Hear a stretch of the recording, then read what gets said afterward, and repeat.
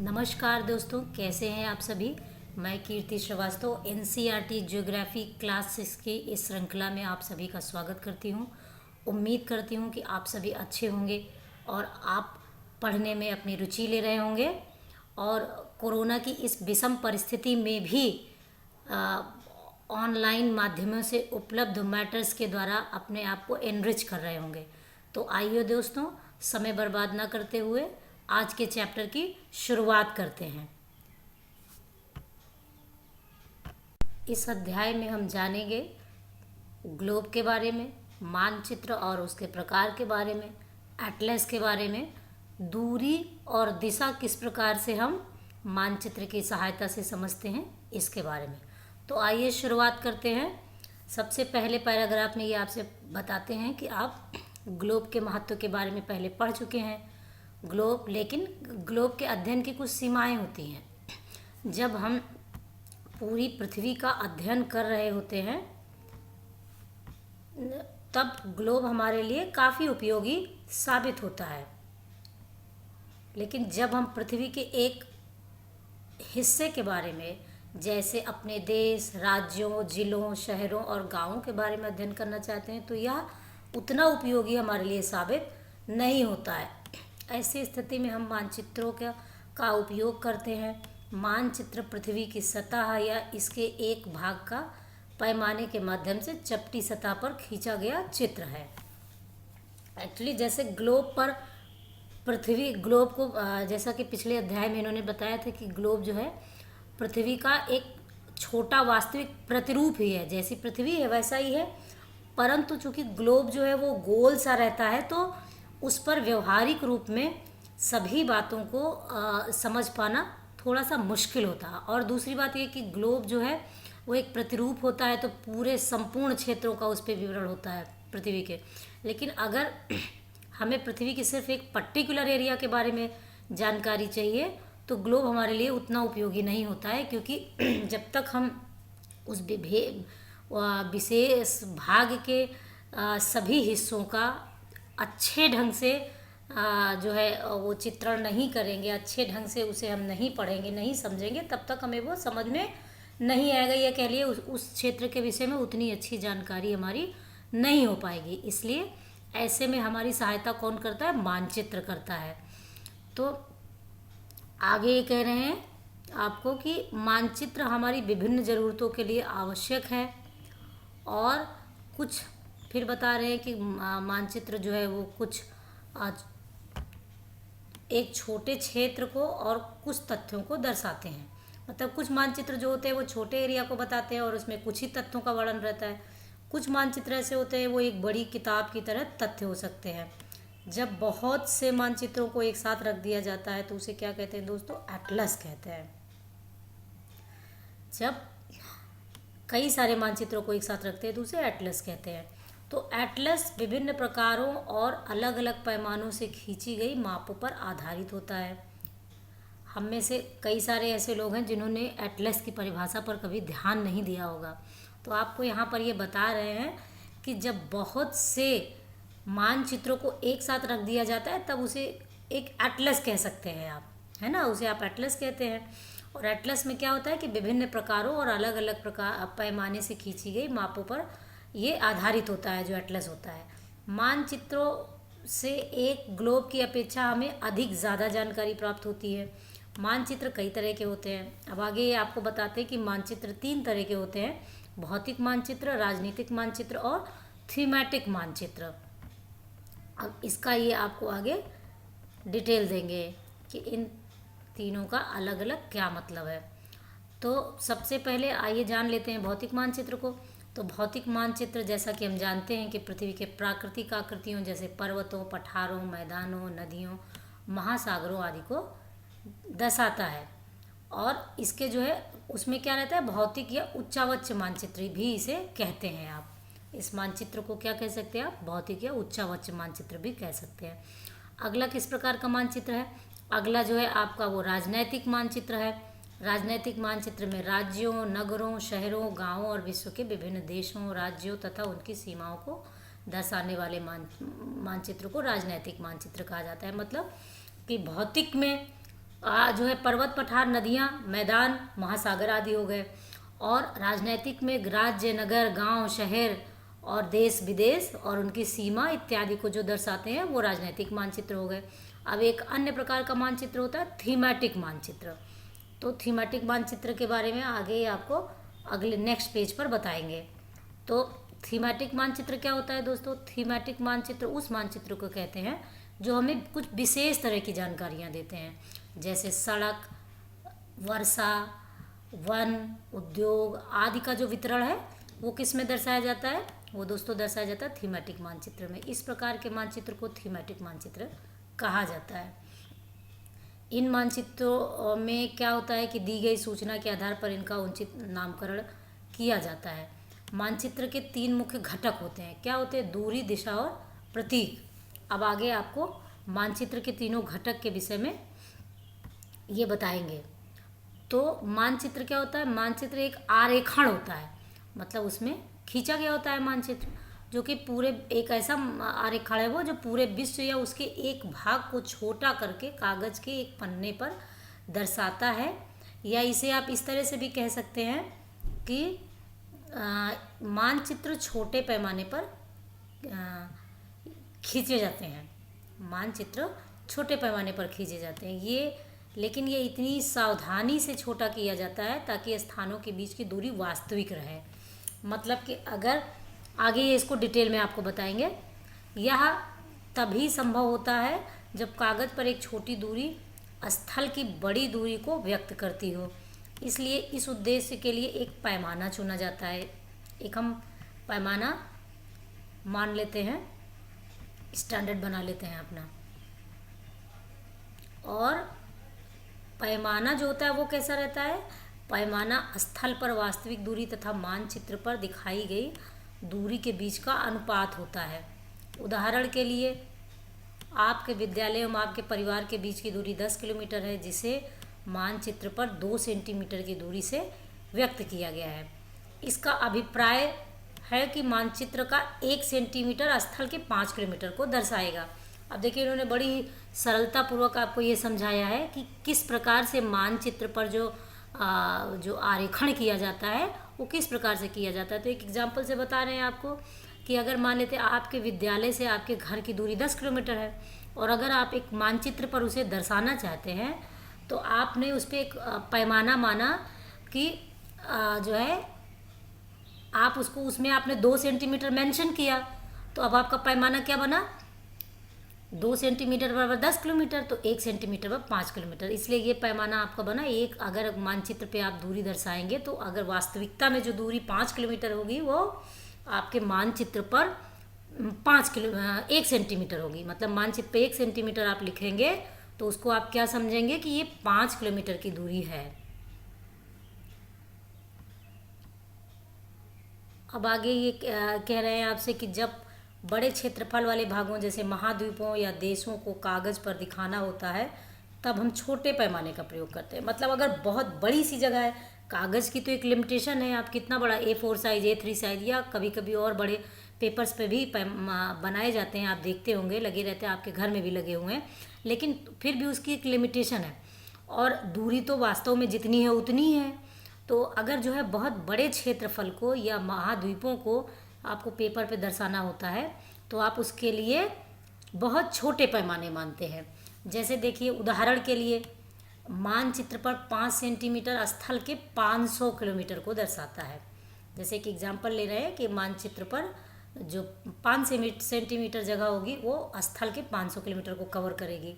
इसको छोटे पैमाने वाला मानचित्र कहते हैं। देखिए हम आगे समझेंगे कि बड़े पैमाने वाला मानचित्र क्या होता है। अब ये जब एक छोटे क्षेत्रफल वाले भाग जैसे आपके गांव या शहर को कागज़ पर दिखाना होता है तब क्या होता है, तब हम बड़े पैमाने का उपयोग करते हैं क्योंकि जगह छोटी है तो हम उसको जो है बड़ा पैमाना मान लेंगे तो क्लैरिटी के साथ में एकदम जो है आप समझ पाएंगे कि किस जगह पर पेड़ है, किस जगह पर विद्यालय है, किस जगह पर क्या है। इस तरीके से दिखाने के लिए आपको क्लियर मिल जाएगा।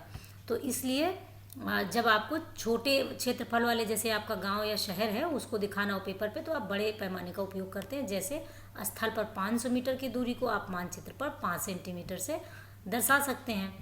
अब इस प्रकार के मानचित्रों को बड़े पैमाने वाला मानचित्र कहते हैं। बड़े पैमाने वाले मानचित्र छोटे पैमाने वाले मानचित्र की अपेक्षा अधिक जानकारी प्रदान करते हैं। जाहिर सी बात है कि जब बहुत छोटा सा एरिया होगा तो उसमें आप क्या क्या दिखाएंगे, तो सिर्फ आप एरिया ही दिखा सकते हैं। लेकिन अगर जो है वो बहुत थोड़ा सा बड़ा एरिया आप दिखाएंगे तो वहाँ पे आप कुछ पर्टिकुलर जगहों को भी मेंशन करना संभव हो सकता है। तो आगे चलते हैं। नेक्स्ट पेज पर ये आपको क्या बताते हैं, देखिए।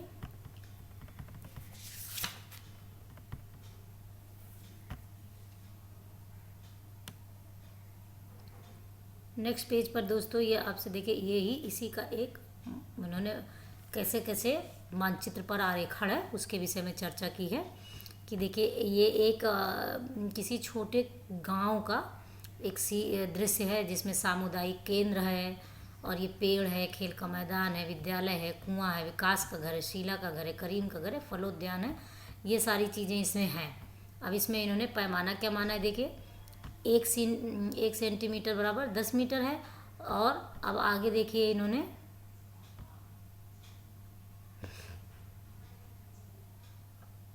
अब इसको ये डिस्क्राइब करेंगे,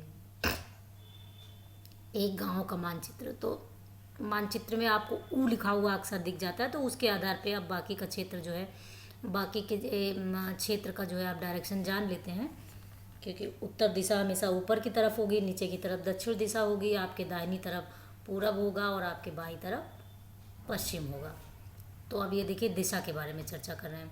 दिशा अधिकतर मानचित्रों में ऊपर दाहिनी तरफ तीर का निशान बना होता है जिसके ऊपर अक्षर ऊ लिखा होता है। यह तीर का निशान उत्तर दिशा को दर्शाता है। इसे उत्तर रेखा कहा जाता है।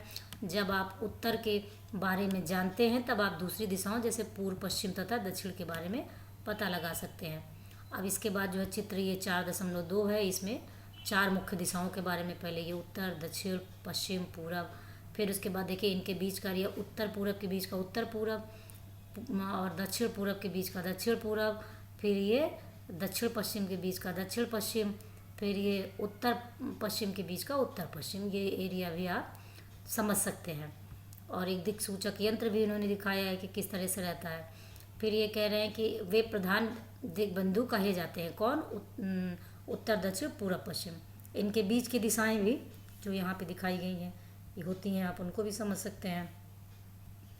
आगे जो है अब ये कह रहे हैं कि पता लगाइए कि विकास के घर से सामुदायिक केंद्र और खेल के मैदान की दिशा, दुकानों से विद्यालय की दिशा, ये सब कैसे आप जो है समझ सकते हैं। तो ये सब जो है इसमें इन्होंने आपको उदाहरण के माध्यम से समझने के लिए कहा है। फिर आगे आइए प्रतीकों पर।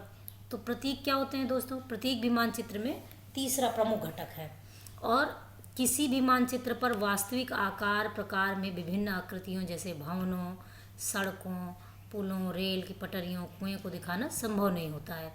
इसलिए क्या होता है, वो निश्चित अक्षरों, छायाओं, रंगों, चित्रों और रेखाओं का उपयोग करके दर्शाए जाते हैं। ये प्रतीक कम स्थान में अधिक जानकारी प्रदान करते हैं। इन प्रतीकों के इस्तेमाल के द्वारा मानचित्र को आसानी से खींचा जा सकता है तथा इनका अध्ययन करना आसान होता है। अगर आप एक क्षेत्र की भाषा को नहीं जानते तथा आप किसी से दिशाओं के बारे में नहीं पूछ सकते, तब आप इन चिन्हों की सहायता से वहाँ के जो है आप एरिया के बारे में जानकारी ले सकते हैं। एक्चुअली जो है ये जो चिन्ह हैं इनको जो है इंटरनेशनल सहमति दी गई है, इन पर इंटरनेशनल सहमति बनी है जिसके आधार पर पूरे वर्ल्ड में ये चिन्ह इन पर्टिकुलर चीज़ों के लिए इन्हीं का प्रयोग होता है। जैसे ये रेलवे लाइन ही रहेगी, है ना, और ये जो है अभी देखिए ये आपकी बड़ी लाइन, फिर ये रेलवे स्टेशन, ये आपकी मीटर लाइन, ये आपकी पक्की सड़क, ये कच्ची सड़क, है ना, सीमा में ये अंतर्राष्ट्रीय सीमा, ये राज्य की सीमा, ये ज़िले की सीमा, ऐसे करके नदी, कुआं, तालाब, ये सब मतलब इनको इंटरनेशनल सहमति प्राप्त है। ये पूरे वर्ल्ड में आपको इसी तरीके से मिलेंगे। तो अगर आपको चिन्हों के विषय में जानकारी है, प्रतीकों के बारे में, तो वर्ल्ड के किसी भी कंट्री में जाते हैं आप, मान लेते हैं आपको इंग्लिश नहीं आती या अन्य कोई लैंग्वेज, वहाँ की लोकल लैंग्वेज आपको नहीं आती है, तो भी आप जो है वहाँ पर आसानी से, पोस्ट ऑफिस आपको ढूंढना है तो तो या बाकी की चीज़ें कोई चीज़ आप ढूंढ रहे हैं तो आप समझ सकते हैं, है ना। इसी के बारे में आगे इन्होंने आपको बताया है। देखिए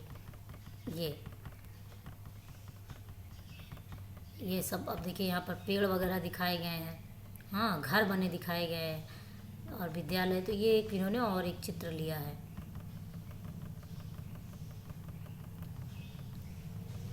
अब एक चीज़ और इन्होंने यहाँ पर आपको बताई है कि जो विभिन्न रंग हैं, विभिन्न रंगों का उपयोग भी इसी उद्देश्य से किया जाता है। उदाहरण के लिए सामान्यतः नीले रंग का प्रयोग जलाशयों, भूरा रंग पर्वतों, पीले रंग के पठार, हरे रंग का मैदानों को दर्शाने के लिए किया जाता है। ये प्रश्न एक हमें याद है कि जो है एक बार जो है सिविल में आया है, पीसीएस के एग्ज़ाम में आपसे पूछा गया है कि जो है इस रंग का इस्तेमाल किसके लिए किया गया है। तो पर्टिकुलर किसी रंग का इस्तेमाल किसके लिए किया जाता है, तो ज़्यादातर उन्हीं के बारे में ऐसे प्रश्न पूछे जाते हैं जिनका उदाहरण जो है एनसीईआरटी में आया होता है।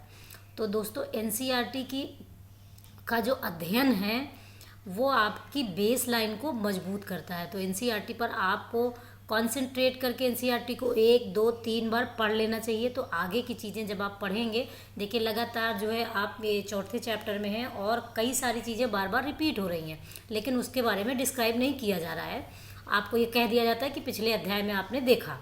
तो अगर आप पढ़े रहेंगे लाइन से तो आपको चीज़ें क्लियर रहेंगी और समझ में आती जाएंगी। ऐसे ही आगे के जो क्लासेस की जो एनसीईआरटी होगी उसमें भी ये बेस का काम करेगी।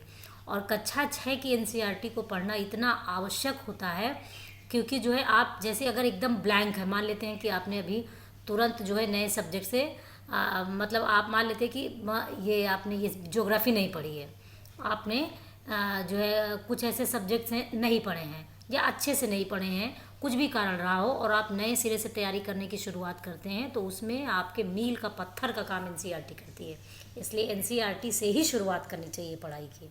चलिए दोस्तों, ये तो रही एनसीईआरटी की तारीफ। आगे बढ़ते हैं इस और आगे जो है ये इन्होंने रेखा चित्रों की बात की है कि रेखा चित्र भी एक तरह का आरेखण है और जो पैमाने पर आधारित ना होकर याददाश्त और स्थानीय प्रेक्षण पर आधारित होता है। हाँ, कभी कभी किसी क्षेत्र के मतलब कि आप याद कर लेते हैं कि हम ऐसे ऐसे जाना है, हमको वहाँ गए थे, ऐसे गए थे, या हमारा घर ऐसे है, किसी दोस्त को आपको बताना है कि कैसे कैसे आओगे, तो दाहिने चले जाना, तो इतनी दूर चलना, बाएं चले जाना, एक कुआं मिलेगा, एक तालाब मिलेगा, और आप या फिर एक आप उस पर खींच देते हैं, किसी को पेपर दे देते हैं कि ऐसे ऐसे चले आओगे दोस्त तो तुम मेरे घर पहुँच जाओगे, है ना। तो ये जो याददाश्त पे आधारित होता है, आपके स्थानीय प्रेक्षण पे आधारित होता है, इसका कोई ऐसा मैप नहीं होता है, ये आप अपने हाथ से अपनी सुविधा के लिए बनाते हैं। तो इसको जो है आप रेखा चित्र कहते हैं। अब आगे ये आपको लास्ट में बताएंगे खाका क्या होता है ना। तो इसको जो है एक लाइन में अगर हम कहें तो कच्चे आरेख को बिना पैमाने की सहायता से खींचा जाता है, उसे ही आप रेखा चित्र मानचित्र कहते हैं, है ना। चलिए आखिरी पेज पे पहुंचते हैं हम लोग। ये देखिए आपका आखिरी पेज आ गया और इस पे खाका के बारे में आपको बताया गया है। खाका क्या होता है, तो खाका दोस्तों एक छोटे क्षेत्र का बड़े पैमाने पर खींचा गया रेखा चित्र खाका कहा जाता है। एक बड़े पैमाने वाले मानचित्र से हमें बहुत सी जानकारियाँ प्राप्त होती हैं, लेकिन कुछ ऐसी चीज़ें होती हैं जिन्हें हम कभी कभी जानना चाहते हैं, जैसे किसी कमरे की लंबाई एवं चौड़ाई जिसे मानचित्र में नहीं दिखाया जा सकता है। उस समय हम लोग बड़े पैमाने वाला रेखा चित्र खींच सकते हैं, जिसे हम खाका कहते हैं। ठीक है, तो इसी के साथ दोस्तों आज का ये चैप्टर आपका समाप्त हुआ। उम्मीद करते हैं कि आपको हमारे वीडियोज अच्छे लग रहे होंगे और इस पर आप अपने वैल्यूएबल कमेंट्स मुझे प्रदान करें। चैनल को सब्सक्राइब करने तो मेरा मनोबल बना रहेगा दोस्तों। और मैं जो है ऐसे ही आपकी पूरी एनसीईआरटी कंप्लीट करने का प्रयास करूँगी। धन्यवाद। अपना ख्याल रखें, कोरोना गाइडलाइन का पालन करें, स्वस्थ रहें, परिवार में सभी लोगों का ख्याल रखें। Bye bye.